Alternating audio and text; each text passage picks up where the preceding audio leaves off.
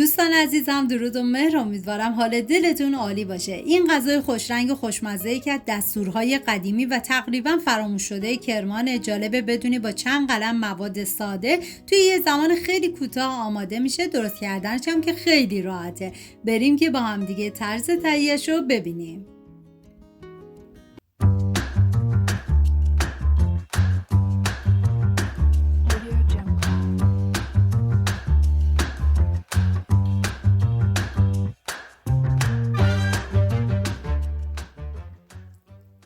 ما نیاز به یک عدد کدو حلوایی داریم که باید برش بزنیم و تمام اون تخماشو ازش جدا کنیم، پوستشو بگیرید و طبق تصویر برش بزنید. بعد از اینکه برش زدید بریزید داخل قابلمه و به اندازه نصف لیوان آب بهش اضافه کنید و زمان بدید تا کدو کاملا بپزه.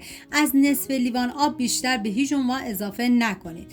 حالا توی این فاصله ما نیاز به پیاز داریم که من به صورت اسلایسی ریز میکنم و این غذا برای 5 نفر در نظر گرفته شده. شما به اساس تعداد نفرات باید موادو کم یا زیاد کنید.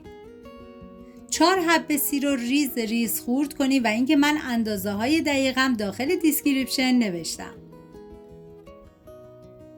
نیاز به 80 گرم گردو داریم، ریز ریز خورد کنید و بهتون پیشنهاد میکنم که دست به کار بشین این غذای فوق العاده خوشمزه رو درست کنیم. واقعا بی‌نظیر بود. داخل تابه مقداری من کره ریختم که شما از هر نوع روغنی که دوست داشتی میتونین استفاده کنین. بعد از داغ شدن پیاز رو بهش اضافه میکنم و همین اول ویدیو هم میگم دم کروانیای عزیزمون گرم با این غذای خاص و خوشمزه شون. من قبلا کشک کدوی کرمانی رو آموزش رو گذاشتم که با کدوسه و چند قلم مواد دیگه درست میشه که روش پختش اصلا کلا با این متفاوته، ولی خیلی خوشمزه است. بهتون پیشنهاد میکنم که حتما درست کنین و لینکش رو داخل دیسکریپشن میذارم. بعد از اینکه پیاز سرخ شد یه هم میزنم و ادویه‌های مورد نیاز این غذا فقط نمک و زردچوبه هستش. من زردچوبه رو بهش اضافه میکنم ولی چون میخوام از کشک استفاده کنم و کشکی که استفاده میکنم نمک داره، نمک این غذا رو حذف کردم. هم میزنم و میذارم تا زردچوبه کمی تف بخوره و گردوی خورد شده رو بهش اضافه میکنم و میذارم به مدت 25 ثانیه با حرارت کم گردو کمی تف بخوره. هم میزنم تا با هم دیگه مخلوط بشن.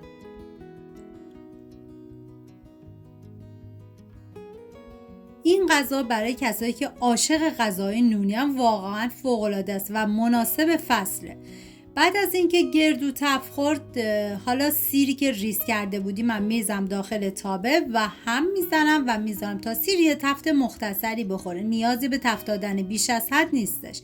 بعد از اینکه سیر تف خورد دیگه باید زیر حرارت رو خاموش کنیم. میریم سراغ کدو حلوایی که کاملا پخته شده. من اول یه هم میزنم.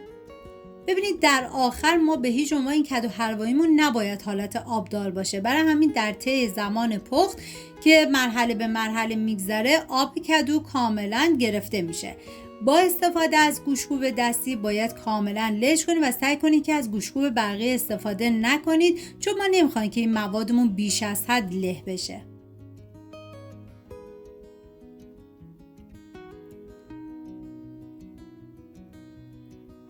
بعد دوباره یه هم میزنم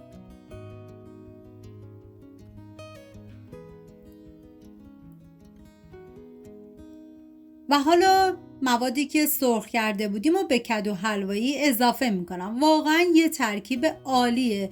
جای تک تک شما دوستان عزیز خالی.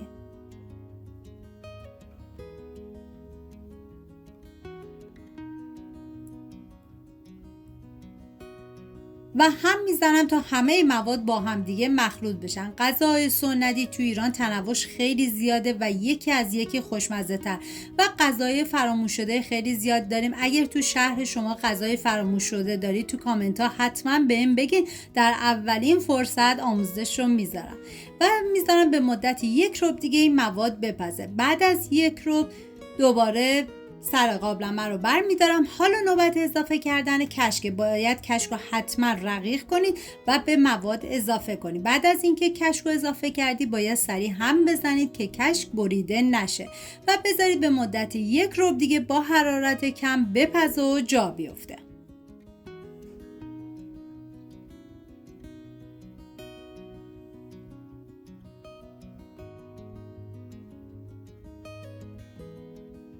و دوباره با استفاده از گوشت‌کوب دستی کاملا له کنید و بعد از اون دیگه بهش 1 ربع دیگه زمان بدید.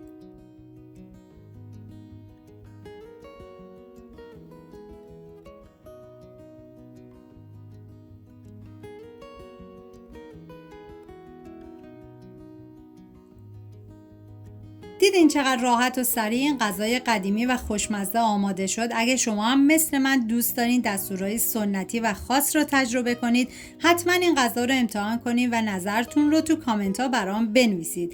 لایک و سابسکرایب یادتون نره چون ویدیوهای بعدی پر از دستورهای خوشمزه و هیجان انگیزه. در آخر با نعنا داغ و پیاز چیپسی هم تزیین کنید. تا درود دیگر، بدرود.